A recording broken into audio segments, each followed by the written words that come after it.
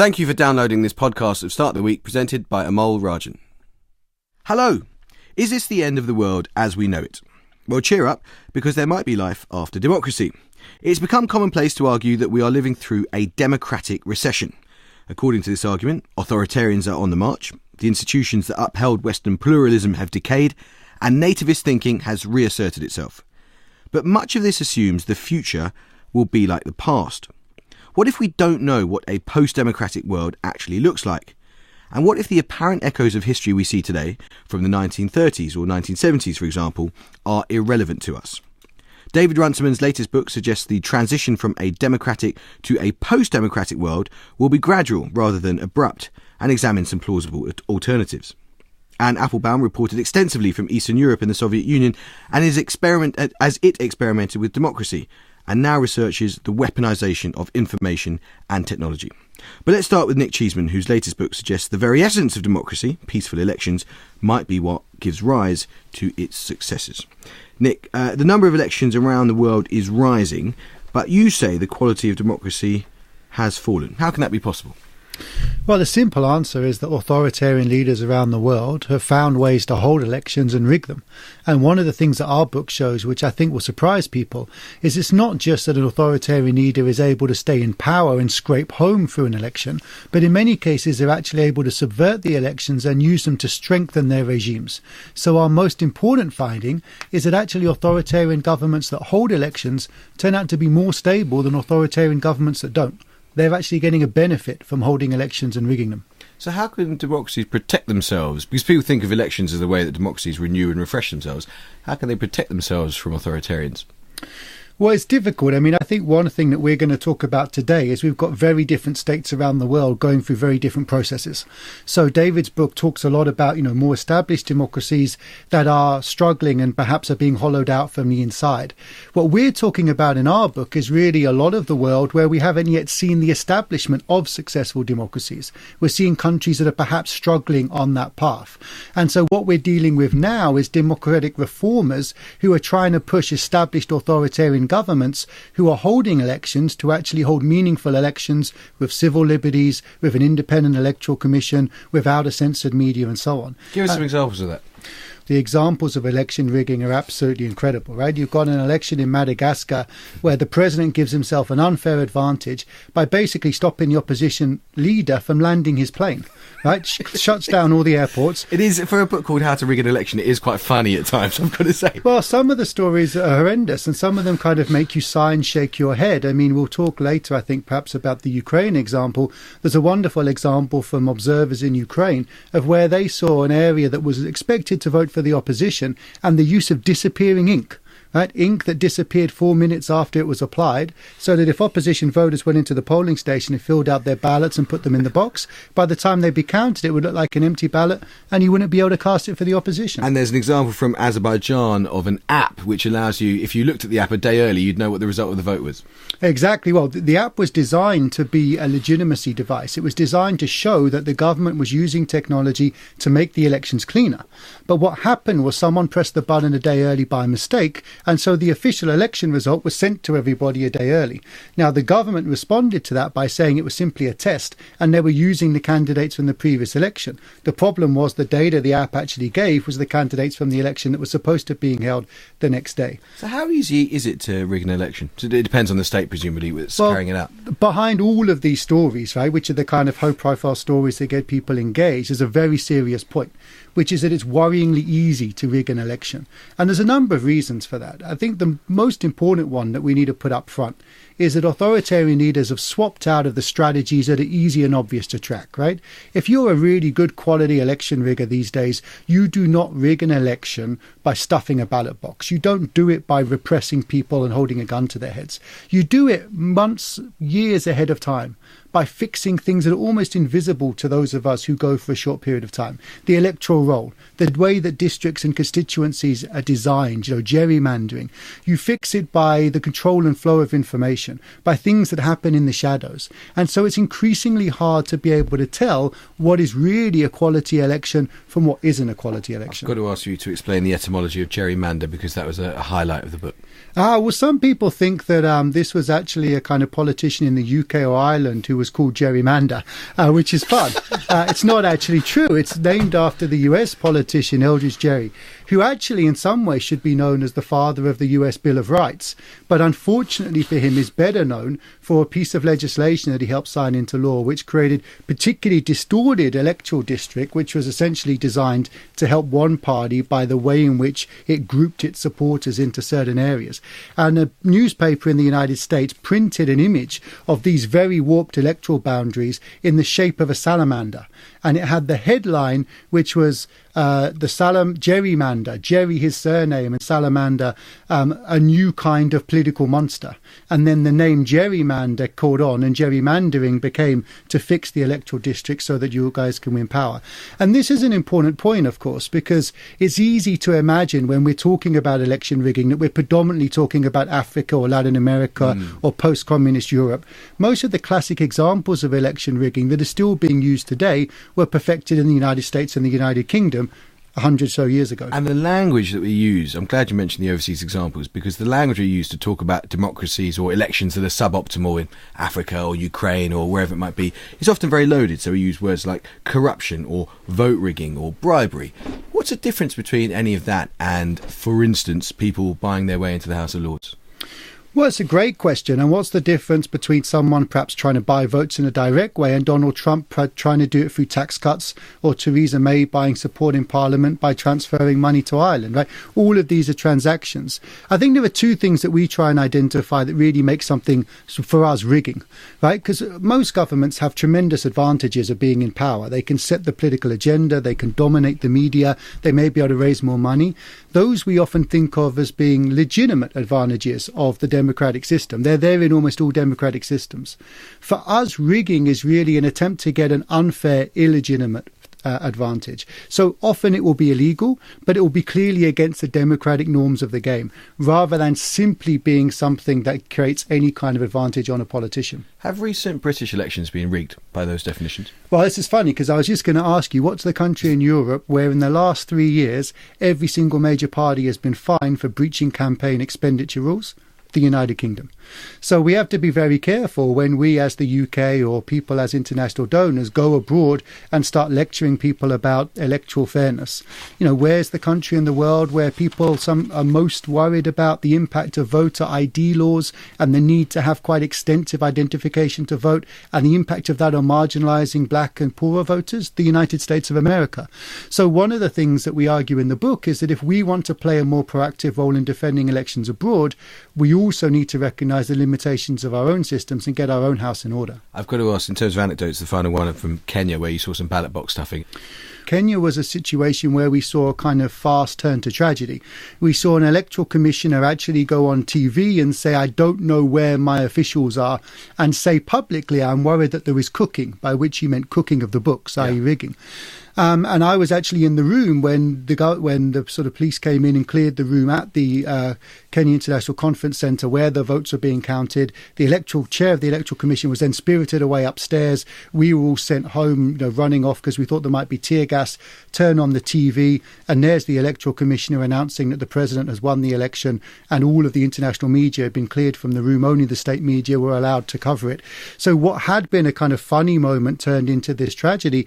And then, of course, that was the trigger for a period of election violence, which led to 1,000 people losing their lives and 600,000 people being displaced. And that's a really good end, in a way, to talking about this bit of election rigging, because it shows the real human cost. Yeah, right? If leaders rig elections in ways that are obvious and inspire mass opposition, it can have a very serious cost in terms of loss of life and national stability. And you looked at, amongst other things, you've looked over the course of your career at the transition from communism to forms of democracy in Eastern Europe and the post-Soviet states. Why did the democracy seem to take root quite quickly in places like Poland and Ukraine? I think democracy had an appeal both as a more honest way of doing politics, and also because it seemed, certainly from the perspective of people in 1989 and 1990, that it was producing a more prosperous and a more fair society. I mean, one of the interesting things that about Eastern Europe, which in retrospect, when you look back on it, is that what everybody said they wanted in 1989 was, we want to be normal. We want normality. That was you heard that in Poland, you heard that in Lithuania, you heard that everywhere. And normal meant Western European democracy. And that was almost immediately what everybody wanted without actually taking much time to turn in any other direction. It's interesting because I've heard that same turn of phrase used by the likes of Nigel Farage in advance of the European referendum. He said, I just want Britain to be a normal country that can make its own normal laws, suggesting that there is some sort of norm. But what does normal actually mean? Well, you asked me what normal meant to people in Poland in 1989, and normal meant to them, we have some control over who our leaders are. It's our country, and it's not dictated by foreign power. And actually, in Poland, what it meant was, and we want to join the European Union, and we want to be part of European institutions, which is what we see as normal. And were there other aspects of Polish and Ukrainian society, particularly the little platoons of sort of scouts and church groups and so on, which made it amenable to a form of democracy taking root? Well, actually, one of the effects of communism, in fact, maybe even the most important effect, and I described this in a book I wrote about the communization of Central Europe, the Stalinization of Central Europe after the war, a book called Iron Curtain that was published a couple of years ago, was that one of the things communism deliberately set out to do was to destroy exactly that part of society. It was literally... Sort of Burkean little platoons. Civil society was a target of communist governments from the time they took power, and the elimination of any kind of independent group or organization was what they tried to do. And that was one of the reasons why, for example, in Poland in the 1980s, when you had the recreation of an independent trade union, why that was such a big deal, because there weren't supposed to be independent trade unions. There were only state-run trade unions. And so, I mean, actually, you've just put your finger on the problem that a lot of those countries have had since 1989 and 1990, which was in the reconstruction of a civil society. And countries like Poland were able to do it to an extent because they had the memory of it, the tradition of it, plus they had big oppositions. But countries like Russia found it difficult, if not impossible. Nobody knew what an independent organization was. The idea of it was suspicious. Independent organizations were considered to be foreign agents or for representatives of nefarious outsiders. We aren't sure what they are, and that's been one of the difficulties that people have had in recreating some kind of democratic system in Russia. I mean, I think it's fascinating your description of how elections are rigged without anybody noticing. I mean, one of the most brilliant practitioners of this is the president of Russia, who actually sat down a decade ago and with his, decided, right, we need a fake democracy, so we need some opposition parties. We're going to let certain people create certain kinds of opposition parties. They will always be within our control. We will always know exactly how much media exposure to give them. And they sort of encourage the appearance of democracy without the reality of democracy. And that was one way of legitimating an authoritarian regime. But Nick, you actually argue that there are benefits to bad elections because they create a habit of voting. Well, there can be some benefits to poor quality elections, I think, and so we don't want to be too dismissive. I mean, we said before that, elections are being used, as you said, to legitimate authoritarianism. So the kind of fig leaf of democracy is there. It gives you international respectability. It allows you to tap into financial markets and so on. These elections are being used to sustain authoritarian leaders. But that doesn't mean they don't necessarily generate some positive things. So, for example, one of the things we know is that voting is habit forming, and people are much more likely to vote if they voted in the past, and that can generate people going to the polls. Now, getting people into that kind of habit might be a positive thing in terms of political participation, even if the elections that they're involved in aren't actually fully quality themselves. So there might be benefits down the line. David Ransome. Yeah, one of the things I was struck by in Nick's book is the election rigging is about the headline result. But even these skilled new generation of riggers, they can't control everything. And you still get, as you say, a lot of churn at the lower levels. And there is almost two things going on in one of these rigged elections. You get the result you want, but you can't control actually what happens in every constituency, every district. And one of the things you say about keeping elections going is precisely that it does inject unpredictability further down the chain, which you don't get with purely autocratic systems. Absolutely, that's a great point. And that can have pros and cons. I mean, the benefit of that is you can have some turnover within the legislature, for example, which can create ties of accountability and the idea that you can select your representative, which of course is a foundational democratic norm. It can also have problems because, of course, you're changing people in Parliament all the time, so you don't necessarily get parliamentary expertise building up. But that's a problem of democracy. Absolutely. Exactly. And let's turn to North Africa, because I've read that you say that the more instructive comparison when we look at places like Libya and Egypt is not to 1989 but to 1848. Why? Oh, that was an argument about the Arab Spring, which was sort of written right at the time as a warning that this may be a movement which begins the conversation about democracy in that part of the world, rather than one which leads to a quick transition. In 1989, there were the countries of Central Europe had a certain advantage, and one, as I've said, they were already oriented on becoming like Western Europe. They also had Western Europe holding out a hand to them, saying, come in, and offering them subsidies and the possibility of EU membership and so on. North Africa hasn't had that. And in a lot of many of the countries in the region haven't really had a national conversation about what kind of politics they want to have, in a long time. And I'm afraid that, as I think that the column was written right at the time, it did prove to be correct. 1848 ended not everywhere, but ended very badly in a lot of places, in a return to authoritarianism in a lot of countries. However, it laid the seeds of a kind of hope or an argument or a national discussion about what kind of government we want, what is a just government, how can we get to it. And it was always my hope that the Arab Spring would at least spark that kind of conversation, which actually I think it probably has. But say for Tunisia, which is having various of its own challenges at the moment, is your judgment now, several years on, that the Arab Spring has mostly been a failure or a disappointment for those who wanted to see theocracy replaced by democracy in that part of the world? I think you have to go country by country. I mean, I think Tunisia is a country where there are all kinds of problems. There's an issue about the security services, which still have an enormous amount of power, and people want it to have power in order to control terrorism. But at the same time, that's one of that sort of keeps the old guard in place. Nevertheless, I think you would find in Tunisia a lot of people with real aspiration who believe they can build. They can have an impact on the state of their country, and I think that is an improvement over what there was before. David, we talked about 1848 and 1989, and I can't tell if you're frowning or grimacing as we come up with these historical comparisons. No, I like 1848. You like? It's long enough ago to be a good one. It is closer to your hero, to Tocqueville, of course. Trouble with that one is it's pretty gloomy, as Anne said. It will take time, and it will take a long time. If it's laying the seeds, the moral of that story is you've got to wait 30, 40, 50 years. And one of the morals of your book, How Democracy Ends, which came across in a lecture that you gave in Cambridge, and was also in a piece you wrote for the London Review of Books, which I think was a precursor to this book, was that we are clutching for comparisons with the 1930s and 1970s to try and understand the current moment. Why do you argue that those comparisons are, if not futile, unhelpful? I see why we do it. It's partly because you always look for what you know. And if you think democracy might be failing, you look for the flagship examples. And because there are echoes, no question. There are sort of political symptoms, the rise of intolerance and racism and so on. Strong leaders, etc. Strong leaders. And some of it's uncanny. Of course it's uncanny, which is why we look to it. But the societies are so different. They're so radically different. So the symptoms of a kind of political decay in a very different kind of society does not produce the same political outcome.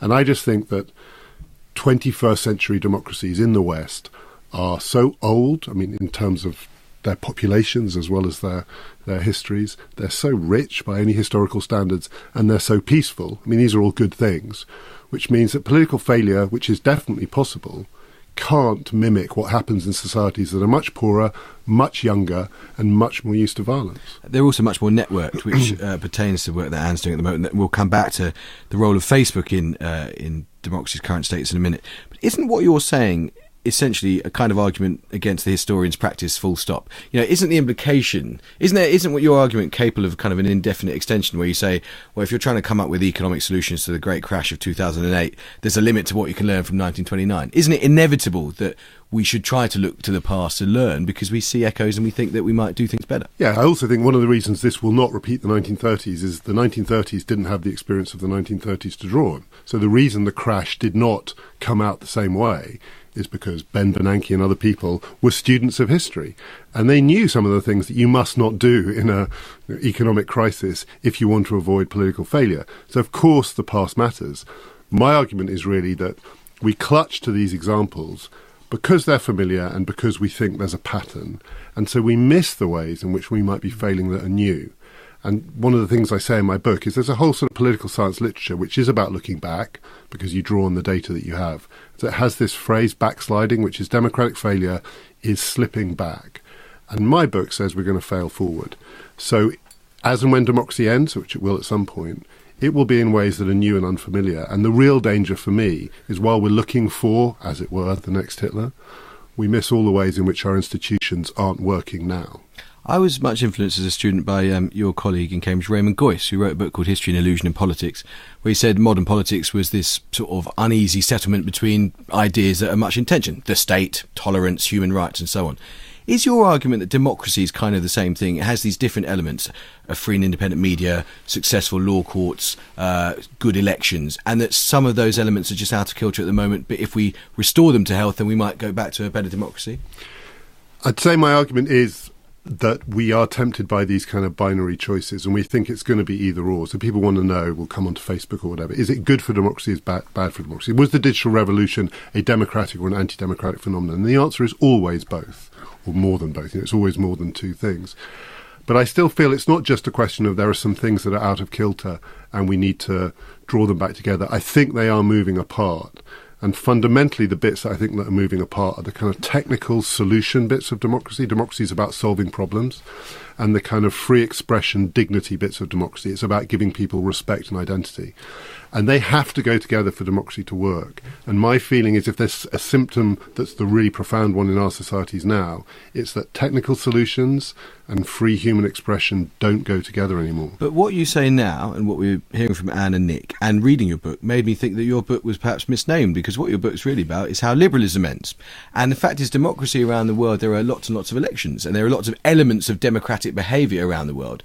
Isn't what you're saying has ended with the rise of Trump, for instance, which is a big feature of the start of your book? Isn't what you're saying has ended some of the things we associate with liberalism, pluralism, tolerance, that kind of thing, rather than democracy itself, which is just slowly decaying? Yeah, well, I think the slow decay of democracy is the story of the decay of liberalism too. But this is, so my book is not saying it ends with Trump. It's sure. Explicitly saying that we shouldn't, that's the 1930s fallacy.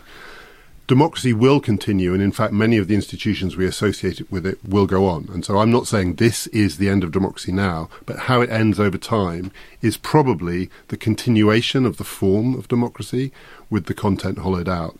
Part of that content absolutely is liberalism and liberal ideas and ideals. The danger for us is we associate those so closely with democracy that we miss it, because we're looking for the end of democracy. So we're looking for these absolutely clear symptoms, not just sophisticated vote rigging, but tanks in the streets. Or Trump says, I'm going to lock her up, and then he locks her up. So he's not going to lock her up. So while we're waiting for that, the thing that's really happening, which is the values on which this system depends, just gradually erode. And I think this process could last for 50 years, just like the Arab Spring could take 50 years to come to fruition. And the story of the 21st century could be gradual growth of democracy in some places, gradual decline in other places. But we're looking for the more dramatic story. And so we're going to miss what's happening to our world. And what could replace democracy that hasn't been tried? You talk at the start of the book about Churchill's notorious maxim about it being the worst form of government, except for all the others that have been tried. Are there some superior forms of government that are yet to be tried? There must be, right? Because this isn't the end of history. I mean, there must be something out there that we haven't tried. You talk about epistocracy, which is the rule by the educated. Yeah, that's not the one that I would go for, but I mean, it's an option. I think the Cambridge professor. Yeah, absolutely. Particularly says the Cambridge professor. Don't trust people like me to take your decisions for you. But it is, it's part of what I talked about, this coming apart of the technical solutionism. There is a kind of ism now, which is solutionism, trust the experts, and democratic free expression. I think that tension can't be bridged with rule of experts. We have to recognise that, we haven't talked about China. I don't understand. What do you mean by that?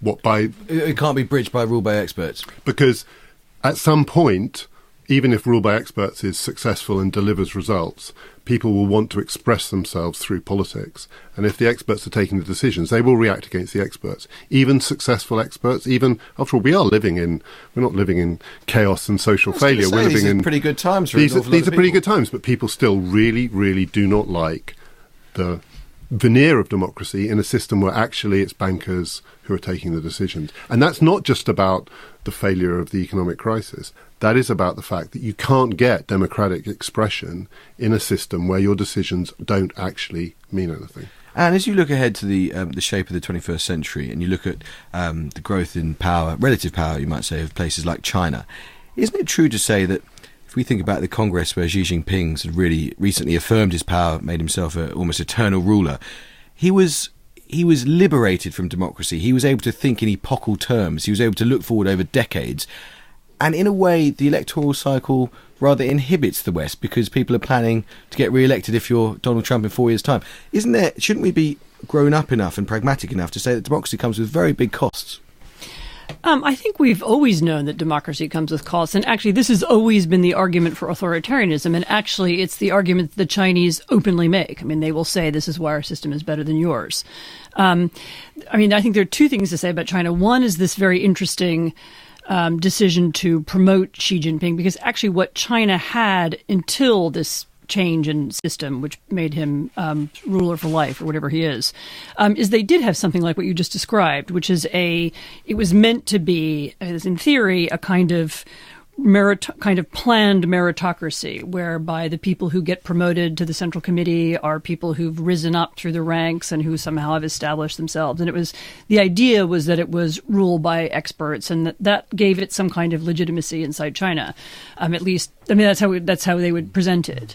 But Xi Jinping's decision to kind of override that, I think, has made him open to new kinds of criticism, including from inside the country. So it'll be interesting to see how that plays itself out. I mean, the other thing is, these things, it's so funny how these things go in cycles, because if you remember the end of the Soviet Union, whereby, for example, they also had a kind of meritocracy. People are promoted to be in the party because they've served the party and so on, and they had these qualifications to run the country.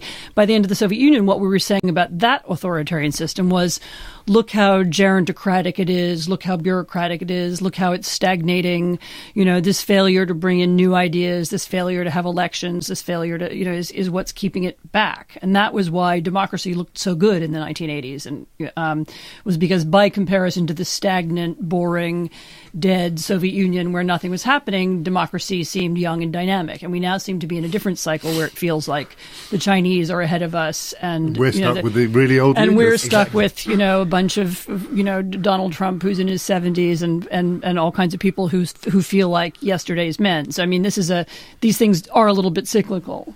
And this is a great point, because, if in 20 years' time, I'm not saying this is necessarily going to happen, but if we do see China come apart with political fragmentation and increased conflict within the party and also with minority communities, all of a sudden we'll be back to the end of the Cold War, with people talking about the failure of an authoritarian developmental model, and the pendulum will swing again.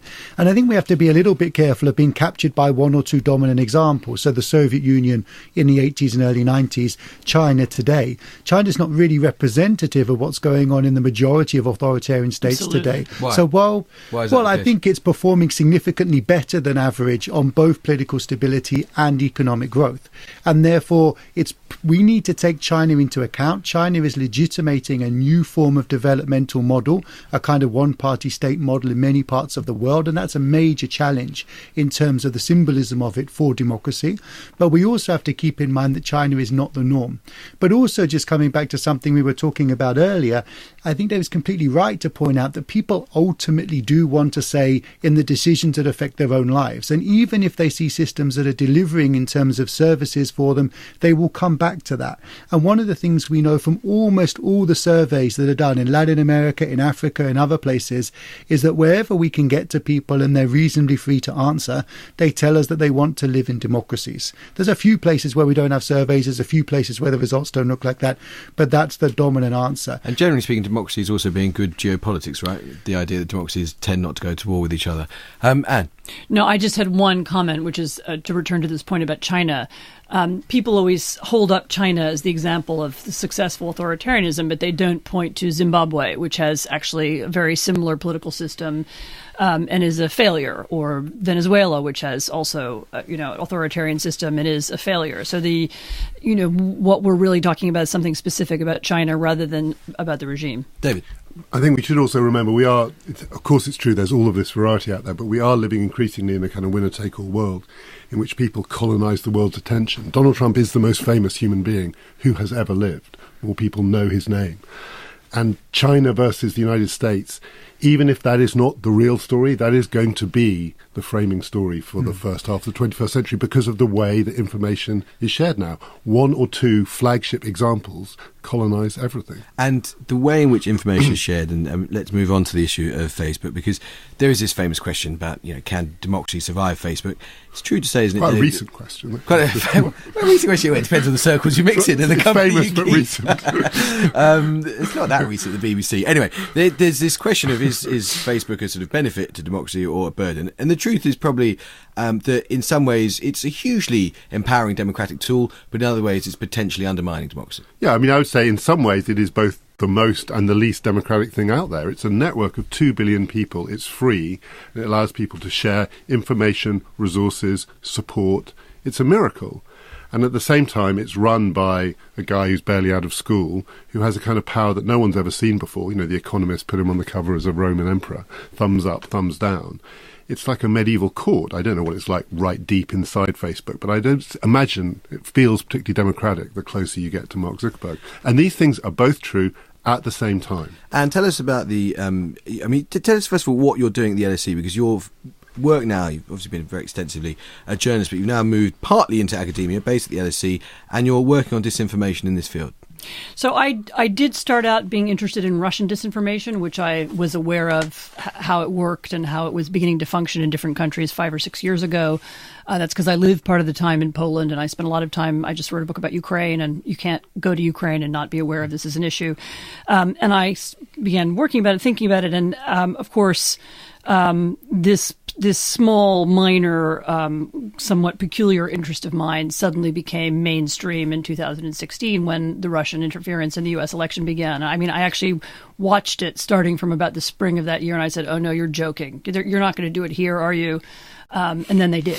They did almost exactly the same thing that they've done in other countries. This was leaked emails and then turning them into millions of stories. And I mean, it was the same pattern as before. So we with a colleague, Peter Pomerantsev, set up a little project which has now done several different things. One is to try and better understand what exactly we mean by Russian disinformation. What is it? How does it work? Does it work in confluence with other people and groups? We know, for example, that that Russian trolls, whom we can now see online, we know they work very closely with alt-right trolls, American, Swedish, and others. We can watch patterns of their behavior. We watch what kinds of narratives they use. You can analyze them in particular elections. We did a project on the German election. We may do a couple of others. The other thing, though, that happens is when you begin to look at this subject, the longer you look at it, you realize that actually the solutions to this have very little to do with Russia.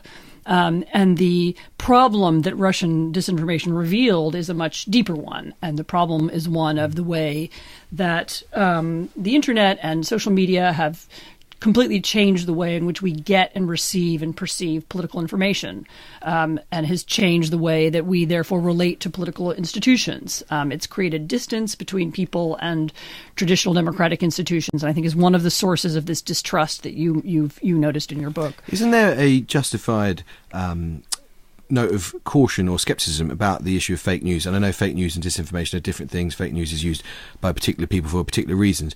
But there's an awful lot of people who talk about fake news who have an incentive in doing so. So a lot of mainstream politicians can use fake news to say that it was fake news that cost them an election rather than the fact that they weren't good enough. The mainstream media, a phrase that I hate. So we try and actually avoid the term fake news. Okay, so disinformation. Are there lots of people who perhaps have, if not inflated the threat, certainly talked a lot about the threat, who benefit from talking about the threat? So people in, if you like, the mainstream media have an advantage in talking about it because it makes them look good by comparison. Sure, I wouldn't deny that at all. I don't think, since this is really a brand new subject, I don't think we've really found a way as a society to talk about it or really even understand what it is. I mean, there are many levels of it. I mean, there's a classification. You can talk about different things. You can mean fake identities, so people who pretend to be somebody else online, whether Facebook or Twitter. You can then talk about fake audiences, so people who artificially amplify certain stories. Then you can talk about, as you said, fake stories, actually with false information decide. And then there's another thing, which is fake narratives. So you can create online, you can try to create a storyline or a narrative about a person or about an election or about a place, which you then seek to produce or amplify in different ways. And these are different levels, and they all require kind of different ways of thinking about what they are. And your research suggests that Ukraine is the country that, in particular, Russia has used as a kind of petri dish to try some of these techniques out. Yeah, this is really an observation rather than, scientific research. So Ukraine is one of the places where many of these tactics were first tried and used. And so Ukraine is a country which had from the beginning, from the 1991, the time of independence, it had a fairly weak sense of national cohesion and weak institutions. And I think both Russian and Ukrainian politicians actually sought from the beginning to find ways to amplify and deepen distrust, to divide people, to create breaks between Russian-speaking and Ukrainian-speaking Ukrainians. And many of the techniques that have been used, in fact, for example, that were used in the U.S. election were first tried in Ukraine. So this idea of hacking a politician's email and then using what can be perfectly anodyne letters, but then somehow have a special aura because they're secret and they were hidden and they were private, and then turning those into stories and narratives and multiplying them in different ways. I mean, this is something that was done in Ukraine, and it was then done in exactly the same way in the United States. And the use of troll farms and the use of bots, bot networks, which are ways of you can create kind of bits of computer code that act like human beings online, and you can make them amplify certain messages or repeat certain things or do something. Some of them are quite sophisticated. They act normal 90% of the time, and then 10% of the time they're completely and utterly bonkers. For example, that's one way they can work, or they can. We, for example, in our Germany project, we discovered a botnet that was based in Nizhny Novgorod, which is in Russia, which was amplifying AfD messages in Germany. This is the German far right party. Alternative für Deutschland, which is the hard right group. Right, that's right, the sort of hard right party in Germany. What else was this same thing doing? It was also, if I remember correctly, they were selling escort services in Dubai. They were advertising some local businesses. So in other words, it became clear as you watched this behavior that it was a commercial operation.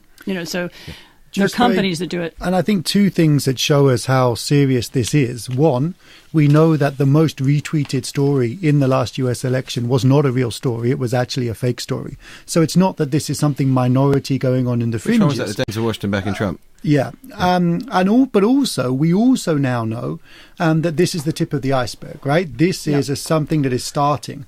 Other people are starting to look at this tactic and use it. We see the beginnings of this being used in sub-Saharan Africa. It's been used for a long time in Latin America.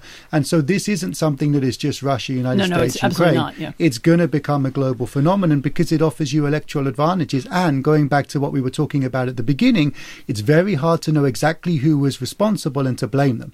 And so it's a great way for leaders to give themselves an advantage without being held responsible for the abuses that they're committing. Which is really where my question was coming from. David, a lot of this can sound terribly gloomy, can't it? The end of democracy, the end of liberalism and all that sort of Mine is a cheery book. I wouldn't go that far. It's called How Democracy Ends. When we think about the future, a lot of the places where democracy has taken root are places which have an ageing population. And the youth bulge, the growth in populations in Asia and Africa is going to change the future of democracy.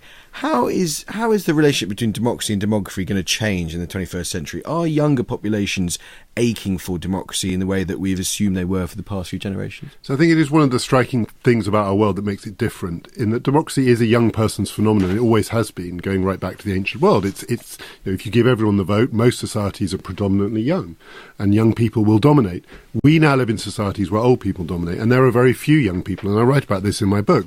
The only way you can explain what's gone on in Europe recently How can Greece survive 50% youth unemployment? There aren't that many young people in Greece. There are many, many more pensioners. So what does democracy look like in these kinds of societies? So not where there's a wave of young people coming through, but actually there's a wave of middle-aged people moving into the older cohort. If we want an example, Japan is where we should look. We shouldn't be looking to the 1930s. We shouldn't actually be looking around our world now to the most unstable places. We should be looking at a society which is really struggling to replace itself and is betting on robots. Very low levels of immigration, of course, which is very low, which is one of the reasons they're betting on robots, because politically their system cannot adapt. So they're waiting for technology to adapt for them. And shouldn't we be hopeful about the fact that many young people are hugely literate when it comes to information technology and digital technology and can tell when bots are trying to deceive them? Yeah, actually, my hope is in my teenage sons who knew lots of this before I did and roll their eyes when I come home with some new revelation about how disinformation works. Oh, we knew that because we read, we figured that out a long time ago. No, I think that a digitally literate younger generation who have grown up using social media in ways that older people haven't may well be better. I mean, having said that, I do think that digital literacy and media literacy are going to have to be real priorities for school systems. I mean, this has already started in some European countries. Teaching people to understand how social media works, how people try to manipulate you, what kinds of ways you should be thinking about that is really a fundamental part of civic education now. Nick, I've got to ask you just to bring all of these threads together as we finish, to tell us about the Pac-Man game you found in America. What happened is that researchers in America, like us, who are concerned about different kinds of digital problems, so hacking elections, have actually found that they can hack into almost every digital election machine around the world. And in one case, they actually got, I think, the university marching band to play when you tried to vote. So it's just another piece of evidence that not just social media, but actually the technology we use where we have electronic voting can be very fragile to external hacking.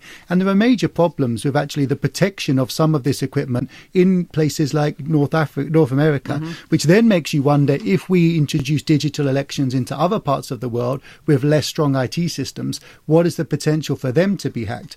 But finally, I wanted to end on a positive note. And I think you're right. The trend is doom and gloom, but every year we see fantastic stories. I mean, the Gambia, where Yahya Jammeh was forced from power despite being an authoritarian leader who'd been there for so long, because an opposition coalition joined forces and because people were brave enough to vote against him. We have positive stories too. And one of the things we try and do in How to Rig an Election is say, learn from those positive stories and we can better defend democracy. That is a nice note on which to end. Thank you very much indeed to all my guests. Anne Applebaum's Red Famine, Stalin's War on Ukraine, and How to Rig an Election, co-authored by Nick Cheeseman and Brian Klaas, are both out now, and David Runciman's How Democracy Ends is out later this week. But for now, thank you and goodbye.